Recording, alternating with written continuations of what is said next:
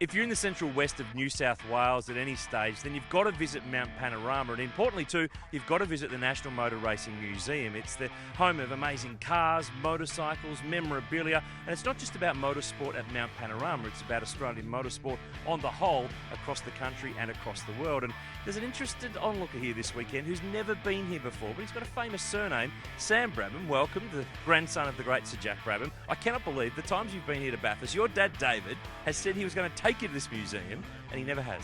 No, he never took me. We've been a few times now, and a couple of years ago we came for the 1000, and he said, I'm going to take you because it's a cool place, you should see, there's lots of cars there, and we never ended up coming. So came here last year as well, didn't end up making it in, so I'm looking forward to coming to see some cool cars and see what's in here. Well, I'm glad to be your guide today. I'm going to get this job done for you and get inside, because there's two very special things that I want to show Sam. Let's head inside and look.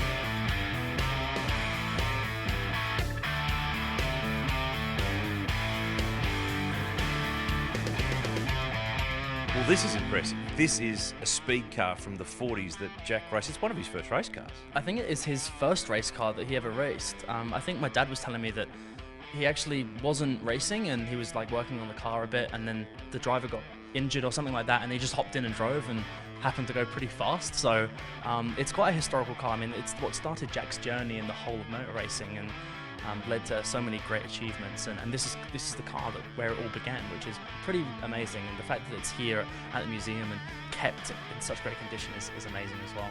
Could you imagine driving this thing? They were very brave back then. It looks very, very rudimentary. I can't imagine any Formula One superstars of the future starting their racing career in something like this. No, I tried to change a little bit, and I think luckily I've been able to drive a lot of old cars, lots of my cars that Granddad drove, and particularly the BT19. You get in the car and you realise how impressive it was for those guys. You know, you've got fuel tanks either side, it's dangerous, no seatbelt, all that kind of stuff. And I remember I was at the Grand Prix a couple of years ago, and I was in a Cooper and my dad was in the BT19, and one of the I won't name who it was, but a Formula One driver came up and said, I'd like to drive it, but I wouldn't race it.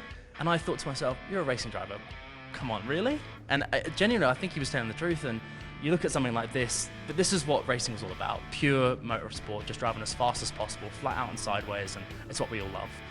Just flicking dirt around, it's just what you got to do. But because we're at Bathurst, because we're at the National Motor Racing Museum, I think we're going to go look at a touring car. And there's a very famous one that Jack drove back in the mid-1970s as well. Got to go and look at that too.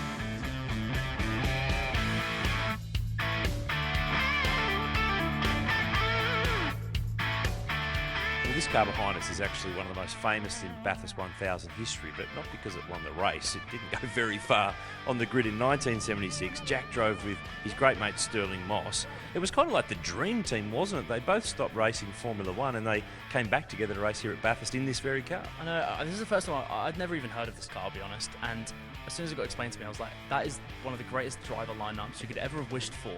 Moss and Brabham in the same car and around a place like this, and in such a cool car. It's and they should have won it, really, shouldn't they? But obviously, things didn't go their way, unfortunately.